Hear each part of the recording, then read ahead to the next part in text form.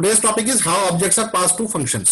Functions में objects को, मतलब ऑब्जेक्ट क्या फंक्शन में जो कुछ भी पास करते हैं पैरामीटर लिस्ट में, जो भी आर्गुमेंट हम पास करते हैं उसको पैरामीटर लिस्ट में, मतलब जो भी पैरामीटर्स हम पास करते हैं उनको पास करने का मैकेनिज्म क्या होता है। आज हम इस बारे में आपसे डिस्कशन करेंगे कि how to pass parameters to the function. Function में पैरामीटर्स को कैसे पास करेंगे। We have two ways to pass parameters to the function. First one is call by value and other one is call by reference. Call by value is also known as pass by value and call by reference is also known as pass by reference. ये दो mechanism है, ये दो ही तरीके हैं। इन दो ही तरीके से हम ऑब्जेक्ट को पास करते हैं फंक्शन में, या पैरामीटर्स को दो तरीके से पास कर सकते हैं। कॉल बाय वैल्यू पढ़ते हैं, ये क्या कहता है। In this mechanism actual parameters copies itself to the formal parameter. Actual parameter अपनी कॉपी क्रिएट करेंगे किसके ऊपर, फॉर्मल पैरामीटर के ऊपर। And any changes performed on the formal parameters, और फॉर्मल पैरामीटर में जो भी चेंजेस होंगे are not reflected back on the actual one, और वो जो चेंजेस फॉर्मल में आप करेंगे वो एक्चुअल में चेंजेस नहीं होंगे, मतलब फॉर्मल के जो चेंजेस है वो एक्चुअल में रिफ्लेक्ट नहीं होंगे। अब बात आती है पढ़ने के लिए कि एक्चुअल पैरामीटर कौन से होते हैं और फॉर्मल पैरामीटर कौन से होते हैं। मैंने कहा एक्चुअल अपनी कॉपी फॉर्मल पर क्रिएट करेंगे।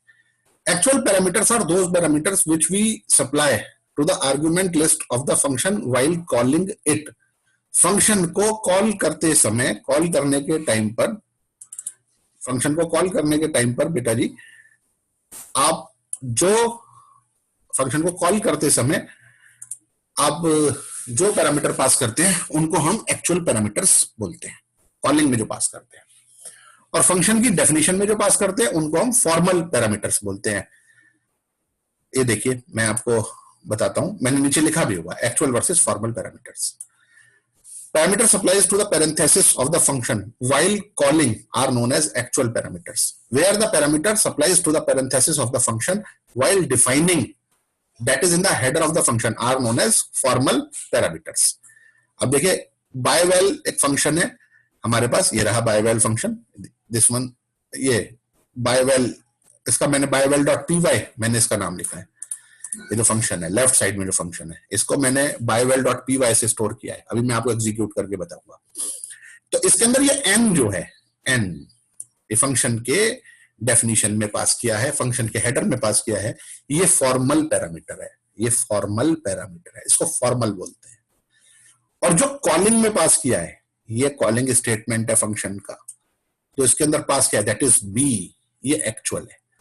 तो वो पैरामीटर जो फंक्शन कॉलिंग स्टेटमेंट में पास करते हैं, वो पैरामीटर जो फंक्शन कॉलिंग स्टेटमेंट में पास करते हैं उसको बोलते हैं हम एक्चुअल, और जो फंक्शन के हेडर में पास करते हैं व्हाइल डिफाइनिंग अ फंक्शन उसको हम बोलते हैं फॉर्मल, उसको बोलते हैं फॉर्मल। तो एन हो गया फॉर्मल और बी हो गया एक्चुअल। तो कॉल बाय वैल्यू क्या कहता है, कॉल बाय वैल्यू कहता है कि actual parameter copies itself onto the formal parameter. Actual अपनी कॉपी किस पर क्रिएट करता है, फॉर्मल पर। तो एक्चुअल कौन सा हो गया, बी। बी ने अपनी कॉपी किस पर क्रिएट करी, एन पर। बी ने अपनी कॉपी एन पर क्रिएट करी। And whatever changes we perform on to the formal parameter, यानी कि हम एन के अंदर जो भी चेंजेस करेंगे वो एक्चुअल पर रिफ्लेक्ट नहीं होंगे, यानी कि वो बी पर रिफ्लेक्ट नहीं होंगे। अब ये फंक्शन क्या काम कर रहा है, बी की वैल्यू इनिशियली 5 है, उसके बाद आपने अपडेट नंबर बी ये फंक्शन कॉल करा, तो बी ने अपनी कॉपी क्रिएट करी एन पर, b copies itself on to n, और एन के अंदर क्या ऐड हो गया, 10 ऐड हो गया, एन के अंदर 10 ऐड हो गया। बी की इनिशियल वैल्यू 5 थी, तो 5 कॉपी किस पर हो गया, एन पर कॉपी हो गया, 5 कॉपीज टू एन, 5 एन पर कॉपी हो गया। उसके अंदर आपने 10 ऐड कर दिया, तो एन बिकम्स 15, तो वो 15 प्रिंट हो गया। तो बी की वैल्यू एक बार तो फंक्शन को कॉल होने से पहले प्रिंट हुई है, और बी की वैल्यू एक बार फंक्शन कॉल होने के बाद हमने प्रिंट करी है। कॉल होने से पहले फंक्शन की वैल्यू क्या प्रिंट करेगा, value of b before calling function is 5 print करेगा। और value of n inside the function is 15, why it becomes 15। वो 15 कैसे हुआ बेटा जी, कैसे हो गया वो 15, वेरी सिंपल।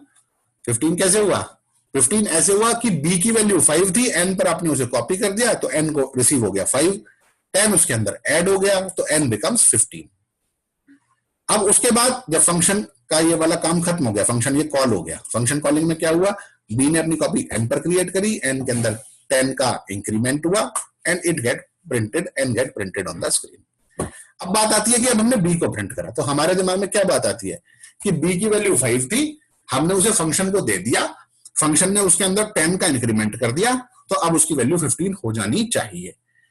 लेकिन हम ये देखते हैं कि वो बी की वैल्यू को 5 ही प्रिंट करता है, वो 15 प्रिंट नहीं करता है।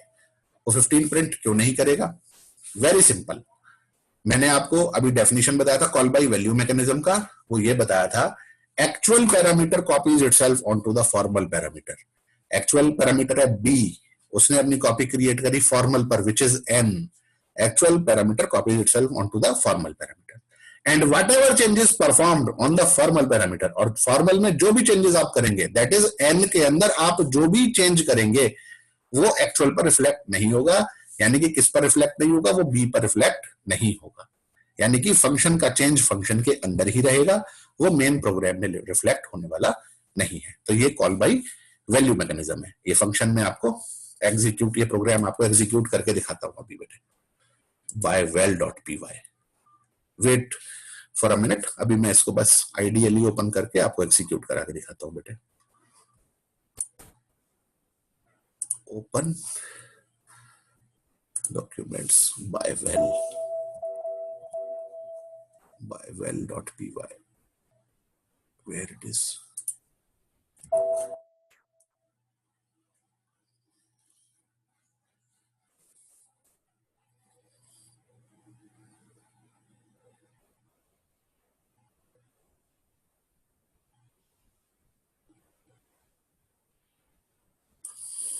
it is not there। मैं आपको बना के ही बताऊंगा बेटा जी।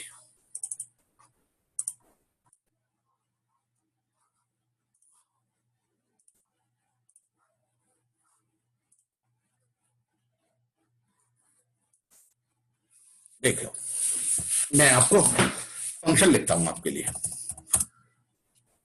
Def let function name is update, और मैंने इसके अंदर n पास किया, n equal to n plus 10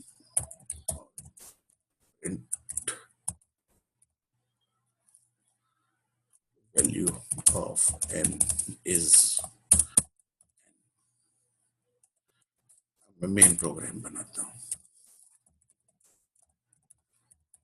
ये मैंने कमेंट लिख लिया बेटा जी, b इक्वल टू मैंने माना 5 और अपडेट कॉल किया, क्या पास किया b। अब देखिए फंक्शन अपडेट को कॉल करने से पहले मैंने यहां प्रिंट करा दिया वैल्यू ऑफ b इज, और अपडेट करने के बाद भी प्रिंट कराया, b को अपडेट करने के बाद भी प्रिंट कराया value of b is, b is after update.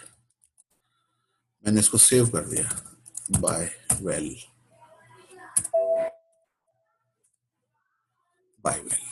अब मैं इसे रन कराता हूं प्रोग्राम को।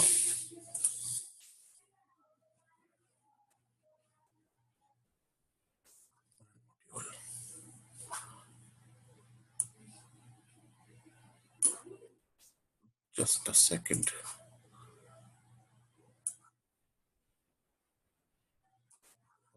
स्क्रीन शेयर करना पड़ेगा। ये स्क्रीन आपको शो हो रहा है जिसमें फंक्शन भी मैंने लिखा हुआ है और उसका आउटपुट भी। जी जी ओके। अब देखिए अपडेट फंक्शन बनाया, तो अपडेट फंक्शन, अच्छा फंक्शन का जो कॉलिंग होता है जब भी मतलब कोई प्रोग्राम लिखा होता है तो वो कैसे एग्जीक्यूट होता है, बहुत सिंपल है, मेन प्रोग्राम से एग्जीक्यूशन स्टार्ट होता है। बी का वैल्यू इनिशियली 5 है, it get printed on the screen. सबसे पहले ये स्टेटमेंट एग्जीक्यूट हुआ, value of b is b, तो आउटपुट आ गया बेटा value of b is 5, very simple. उसके बाद आपने फंक्शन कॉल किया अपडेट बी, तो कंट्रोल गया फंक्शन के पास, बी ने अपना कॉपी एन पर क्रिएट करा, एन के अंदर 10 का इंक्रीमेंट हुआ और value of n is, n get printed inside the function, function के अंदर वो एन प्रिंट हो गया, तो वैल्यू ऑफ एन इज 15, ये आ गया स्क्रीन के ऊपर।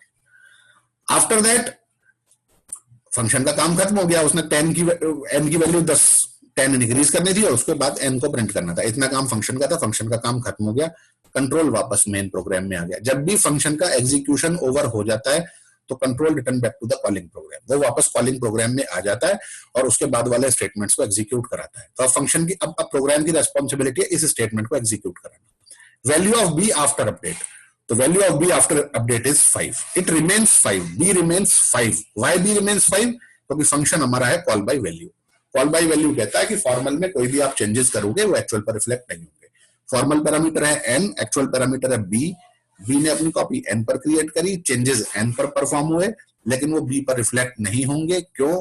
क्योंकि ये कॉल बाय वैल्यू मैकेनिज्म है, इस वजह से n के चेंजेस b पर रिफ्लेक्ट नहीं हुए। अब मैं वापस आपसे वो ट्यूटोरियल वाला स्क्रीन शो करता हूं आपको, ये देखिए। तो ये मैंने आपको फंक्शन आपके साथ मतलब मैंने शेयर किया, एग्जीक्यूट कर आपने फंक्शन। अब बात ये आती है बेटा जी, मैंने कॉल बाय वैल्यू बताया, in this mechanism actual parameter copies itself to the formal parameter and any changes performed on the formal parameter are not reflected back on the actual one. Formal के changes actual पर नहीं होंगे। अब बेटा जी बात आती है कौन से पैरामीटर ऐसे होते हैं जो कॉल बाय वैल्यू के तरीके से पास होते हैं। भाई आपने कहा मैंने इंटीजर पास करा, सिंपली 5 चेंज नहीं हुआ, तो आप ये भी सोच सकते हैं कि कौन कौन सा data, we have so many types of data, numeric भी है, नॉन न्यूमेरिक भी है, पाइथन में लिस्ट भी होता है, टपल भी होता है, डिक्शनरी भी होती है, स्ट्रिंग भी है, so many types of data are available. तो कौन कौन से हैं पास बाय वैल्यू, मतलब किन किन को हम पास करेंगे तो वो बाय वैल्यू पास होंगे। इंटीजर पास करके दिखाया बाय वैल्यू था, रियल नंबर पास करके दिखा था वो बाय वैल्यू होता। तो देखिए यहां पर ये बात बिल्कुल क्लियरली स्टेटेड है बेटा, if we pass immutable argument like integer, string or tuple to a function, the passing parameter acts like call by value। आप जो भी अगर आप immutable values पास करते हैं, immutable जिसमें हम चेंजेस नहीं कर सकते, string के अंदर आप चेंजेस नहीं कर सकते, tuple के अंदर आप चेंजेस नहीं कर सकते, लिस्ट के अंदर आप चेंज कर सकते हैं, तो वो कॉल बाय वैल्यू नहीं है। तो जिनके अंदर भी हम चेंजेस नहीं कर सकते, जितने भी पाइथन में immutable टाइप्स हैं, they all are supplied by value by default। तो by default by value ही पास होंगे। क्यों? क्योंकि उनके अंदर चेंजेस होते ही नहीं है। तो कौन से आर्गुमेंट ऐसे रहे जो by value पास होते हैं? जो immutable होते हैं, जैसे string है वो immutable है, tuple है वो immutable है। तो immutable वाले जितने भी आप पास करते हैं वो सब by value पास होते हैं।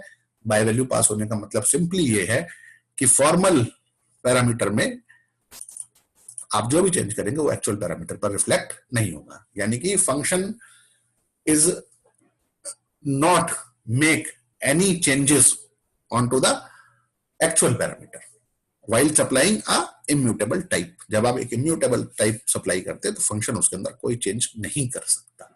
यही कॉल बाय वैल्यू मैकेनिज्म है कि फॉर्मल का चेंज एक्चुअल पर रिफ्लेक्ट नहीं।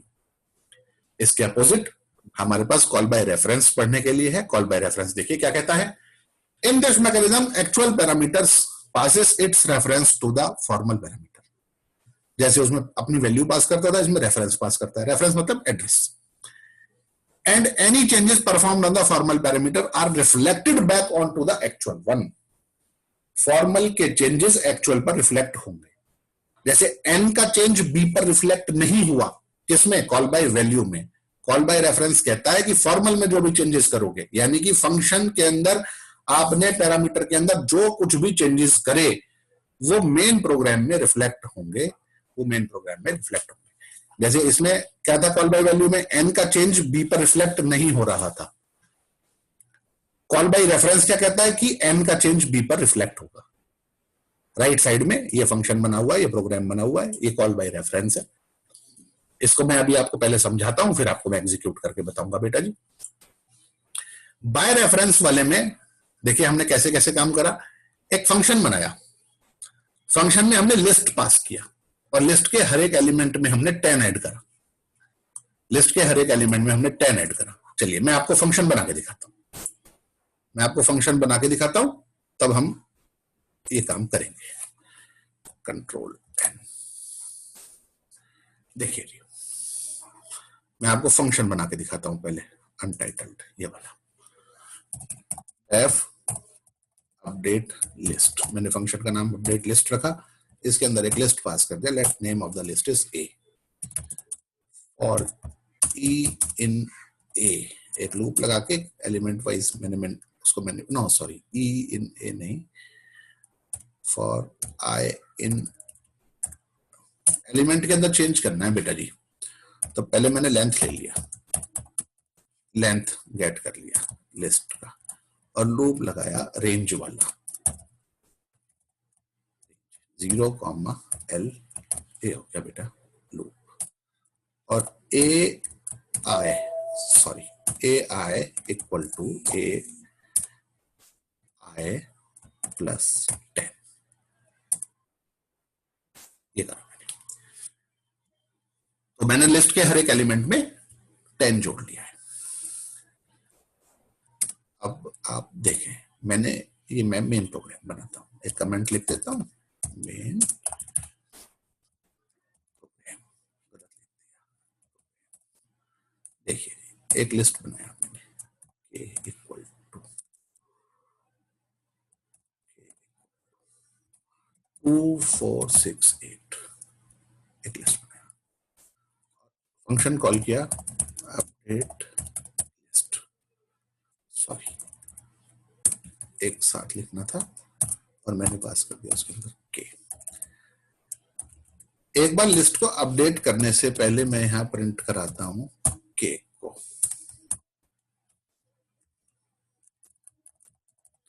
लिस्ट इज k, और फिर से मैं लिखता हूं print after update list is k, after update list is k।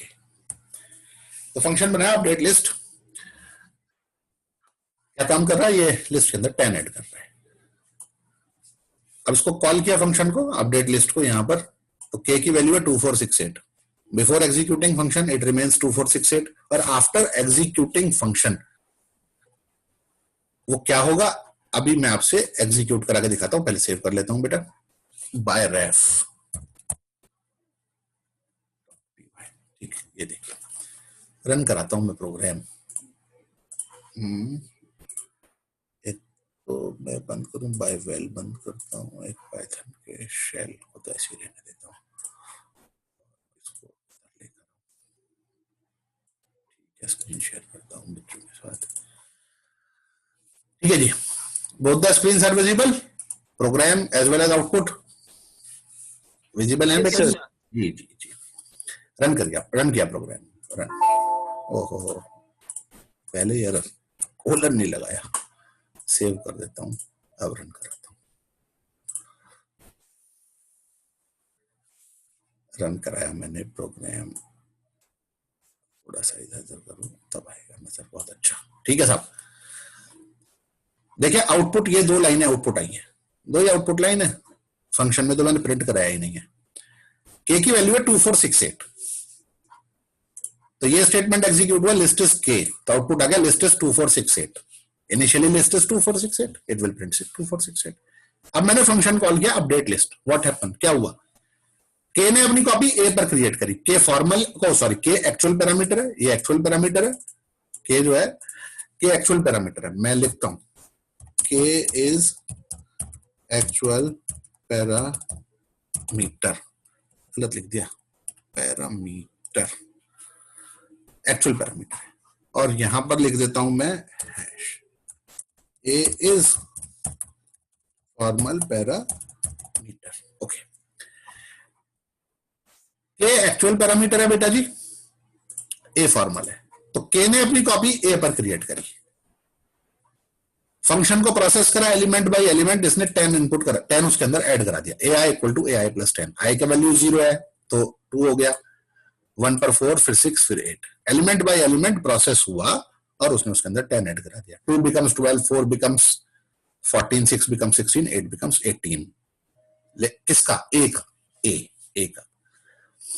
उसके बाद जो भी चेंजेस ए में हुए, फॉर्मल में जो भी चेंजेस हुए, वो किस में रिफ्लेक्ट हो गए बेटा जी, वो के में रिफ्लेक्ट हो गए, इस वाले के में, क्योंकि ये कॉल बाय रेफरेंस मैकेनिज्म है। कॉल बाय रेफरेंस मैकेनिज्म ये कहता है कि फॉर्मल में चेंज करोगे एक्चुअल पर रिफ्लेक्ट होगा, फॉर्मल कहता है कि जो भी चेंजेस, फॉर्मल कहता है कि जो भी changes, sorry, call by reference mechanism कहता है कि जो भी चेंजेस आप फॉर्मल पैरामीटर पर करने वाले हैं, दैट इज ए पर करने वाले हैं, वो के पर रिफ्लेक्ट होगा।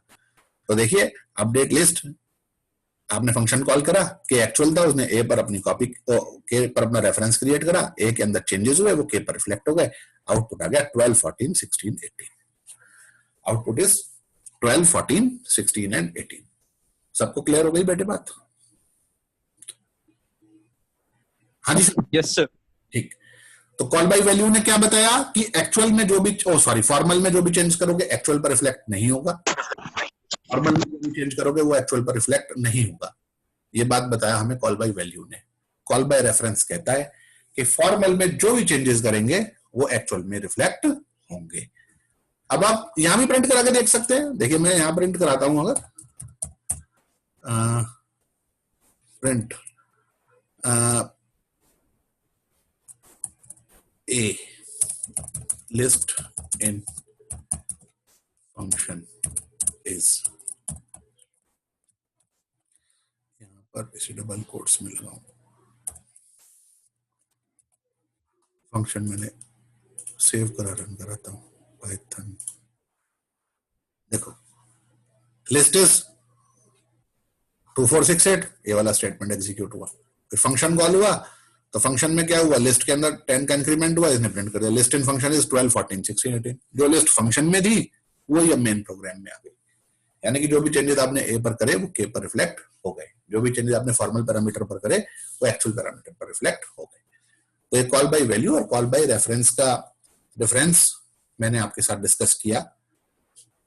आज मैं, अब हमारे पास है अभी 10-12 मिनट का समय, मैं आज एक छोटी सी बात और आपसे फंक्शन से रिलेटेड डिस्कस करना चाहता हूं। करते हुए मुझे वो पहले ही लेनी चाहिए थी, लेकिन बस ये मानिए ध्यान नहीं रहा मेरे को। मैं अभी आपसे डिस्कस करता हूं वो बात जो मुझे आपके साथ डिस्कस करनी है। बात थोड़ा सा ये मैं आपके साथ अब मैं डिस्कस करूंगा।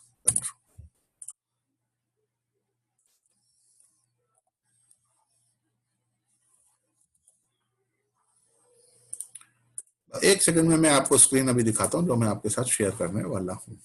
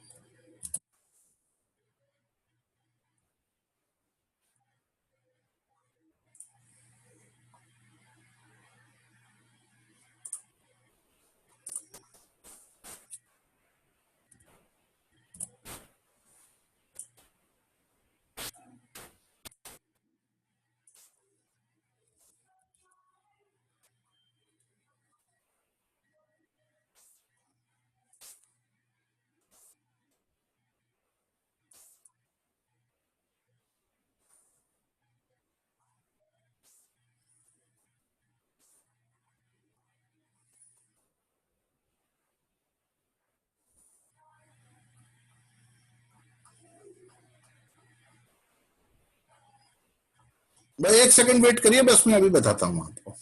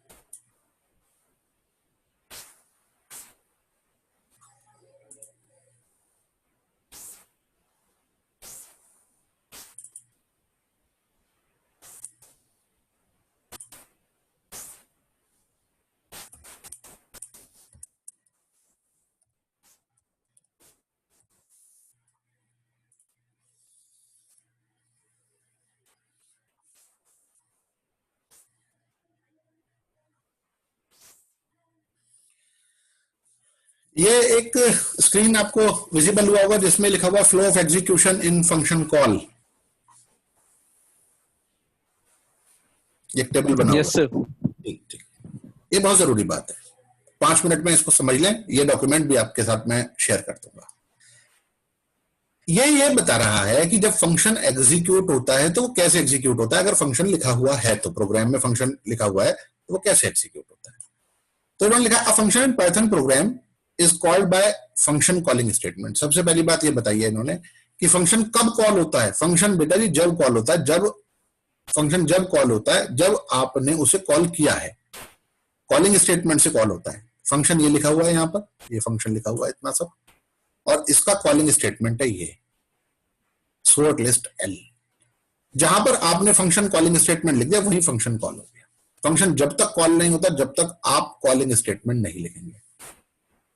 तो इस फंक्शन को कॉल करने के लिए या जो भी फंक्शन हमने बनाया है उसको कॉल करने के लिए कॉलिंग स्टेटमेंट का होना जरूरी है। तो a function in Python program is called by function calling statement, पहली बात। दूसरी बात, to call a function write name, to call a function write function name followed by parameter list in brackets। Function को अगर call करना है, जैसे function है, फंक्शन का नाम है sort list, अगर आपको इसे कॉल करना है तो कैसे कॉल करेंगे। To call a function write function name followed by parameter values in brackets, followed by parameter list in bracket। Function का नाम लिखिए, उसके बाद ब्रैकेट में पैरेंथेसिस में वो पैरामीटर लिस्ट लिख दीजिए, जो भी जितने भी नंबर ऑफ पैरामीटर पास हुए। जैसे मैंने यहाँ पर फंक्शन को कॉल किया, फंक्शन का नाम है सोर्ट लिस्ट, मैंने फंक्शन का नाम लिख दिया, ब्रैकेट में मैंने वो पैरामीटर लिख दिया जिससे मैं उसे कॉल करना चाहता हूं। मैं उसे किससे कॉल करना चाहता हूं बेटा जी, मैं उसे एल से कॉल करना चाहता हूं, तो मैंने मेंशन कर दिया मैं उसे एल से कॉल करना चाहता हूं, तो मैंने उसके अंदर एल पास कर दिया, फंक्शन के अंदर एल को पास कर दिया। क्लियर हो गई बात। To call a function write name of function followed by parameter values in bracket, उसके बाद पैरामीटर वैल्यूज लिख दी ब्रैकेट। आगे मैंने ब्रैकेट में ये बात लिया, for non parameterize function no need to pass value. अगर मेरा फंक्शन नॉन पैरामीटराइज होता तो मुझे कुछ पास करने की जरूरत ही नहीं थी, क्योंकि नॉन पैरामीटर में तो कुछ पास करता ही नहीं है। जैसे नॉन पैरामीटराइज है, यहाँ पर अगर ए पैरामीटर है लिखा हुआ, अगर वो नहीं होता तो मुझे नीचे भी कॉलिंग में भी उसे पास करने की आवश्यकता नहीं होती।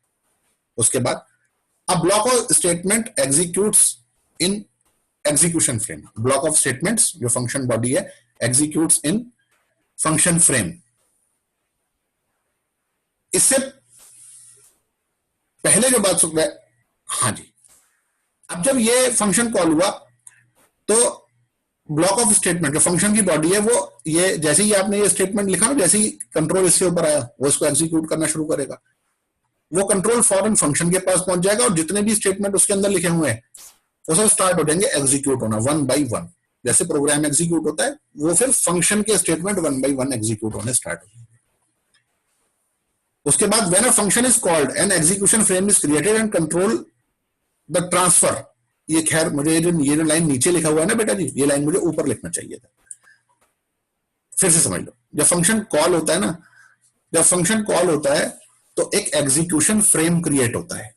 व्हेन फंक्शन इज कॉल्ड एक एग्जीक्यूशन फ्रेम क्रिएट होता है, और वो जो एग्जीक्यूशन फ्रेम होता है वहां पर पूरा फंक्शन चला जाता है। जो कुछ भी फंक्शन के अंदर लिखा हुआ है वो सब उस एग्जीक्यूशन फ्रेम के अंदर चला जाता है, और ये पूरी सब तमाम चीजें उस एग्जीक्यूशन फ्रेम के अंदर चली गई और वहां वो एग्जीक्यूट होना स्टार्ट हो जाती है। आप ये मानिए एक वर्चुअल एग्जीक्यूशन फ्रेम क्रिएट होता है। आप इमेजिन कर लीजिए कि अलग से एक एग्जीक्यूशन फ्रेम क्रिएट होता है, अलग से एक एग्जीक्यूशन ब्लॉक क्रिएट होता है, अलग से एक एग्जीक्यूशन बॉडी क्रिएट होती है। वहां पर सारा फंक्शन जितना कुछ भी लिखा हुआ है तमाम सब कुछ एग्जीक्यूट हो जाता है।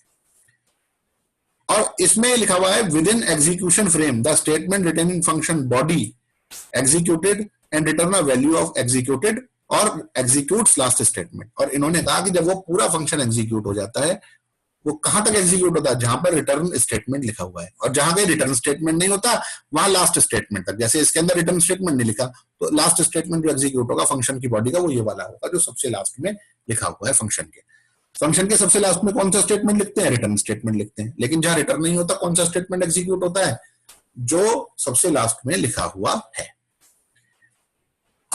Python follows top to bottom approach. Python की क्या अप्रोच है, सब टॉप से बॉटम, फर्स्ट स्टेटमेंट से लास्ट स्टेटमेंट तक उसे वन बाई वन सारे स्टेटमेंट एग्जीक्यूट करने हैं। तो अब आपके दिमाग में बात है, और कमेंट्स को इग्नोर कर देता है। अब आपके दिमाग में एक बात आएगी, साहब पहले तो फंक्शन लिखा हुआ है, मेन प्रोग्राम तो उसके बाद लिखा हुआ है, तो पहले तो फंक्शन एग्जीक्यूट होना चाहिए। एग्जीक्यूशन मेन प्रोग्राम से क्यों स्टार्ट होता है, उसका उसका उसका एक्सप्लेनेशन देख लो साहब क्या लिखा हुआ है। इफ पाइथन नोटिसेस, अगर पाइथन नोटिस करता है प्रोग्राम में आपके फंक्शन लिखा हुआ है, तो वो सबसे पहले, उसे कैसे पता लगता है कि फंक्शन लिखा हुआ है, डेफ कीवर्ड आ जाता है, डेफ कीवर्ड आ जाता है।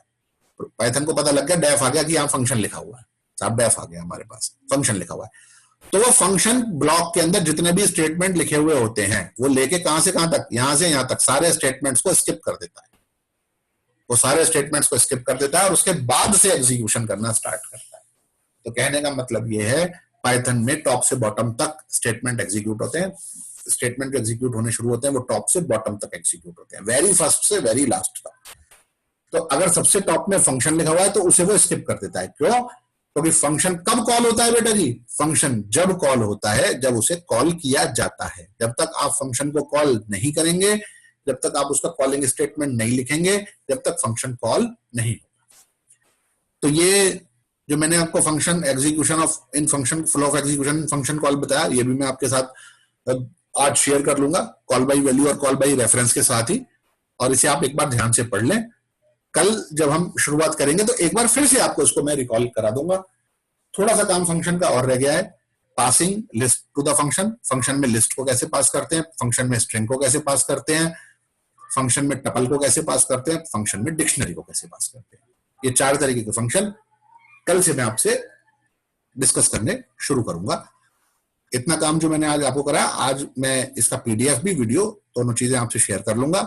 ये आप ध्यान से इसको पढ़ लें, जो भी प्रॉब्लम्स हैं वो कल आप मेरे से पूछ लें, या आप मुझसे व्हाट्सएप पर भी अपनी प्रॉब्लम्स पूछ सकते हैं, कॉल कर लेना तो भी मैं आपकी प्रॉब्लम्स बता दूंगा। दूसरी बात, कल मैंने आपके साथ एक डॉक्यूमेंट शेयर किया, कल ऑफिशियली वो भी आपको आपके क्लास टीचर की जो उन्होंने अपना ग्रुप बनाया हुआ होगा वो भी उन्होंने भी आपको दिया होगा। मैंने तो आपके साथ पहले ही शेयर कर लिया था, उसके बाद मैंने उनको भी दिया तो उन्होंने भी आपके साथ शेयर किया होगा। एसक्यूएल और डेटाबेस का एक असाइनमेंट है, तो मैंने उसके लिए 2-3 दिन का जो भी आपको टाइम दिया है, आप उस ड्यूरेशन में ही आप उसको कंप्लीट करें। और जिस भी नोटबुक में आप उसको कर रहे हैं, असाइनमेंट नोटबुक में जिसमें भी आप कर रहे हैं, उसका फोटो लेकर आप मुझे मेरे पर्सनल व्हाट्सएप पर या ईमेल आईडी मैंने कल आपके साथ शेयर की थी अपने मेल बॉक्स में व्हाट्सएप पर, उसमें आप मुझे जरूर भेज दें। मैं उसको करेक्शन करके जो भी आपकी प्रॉब्लम्स होंगी, मैं जो भी आपकी उसमें एरर्स होंगी उनको मैं करेक्ट कर दूंगा। और जो भी आपको प्रॉब्लम मुझसे पूछनी है वो आप अपनी प्रॉब्लम्स भी मेरे से पूछ लेना। पहले आप मेरे से प्रॉब्लम्स पूछ लेना बची हुई अपनी, और उसके बाद उनको सॉल्व करके आप मुझे भेज देना। If there is an error, अगर कोई भी एरर आपके असाइनमेंट के सॉल्यूशन में होगी तो उसको भी करेक्ट करके मैं आपके साथ उसको भी डिस्कस कर लूंगा। और फाइनली जो मैंने आपको असाइनमेंट दिया था उसका पूरा सॉल्यूशन मैं आपके साथ डिस्कस करूंगा, मैं आपको भेजूंगा भी, और मैं आपसे लाइव क्लास में भी मैं आपको आपके साथ उसको डिस्कस कर लूंगा।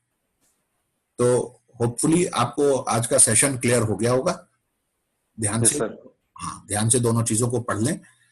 Call by value, call by reference में जो मैंने डिफरेंस बताया, एक्चुअल और फॉर्मल पैरामीटर्स में मैंने जो आपको डिफरेंस बताया, और flow of execution and function call, ये जो मैंने आपको बताया, इसे भी आप ध्यान से पढ़ लें।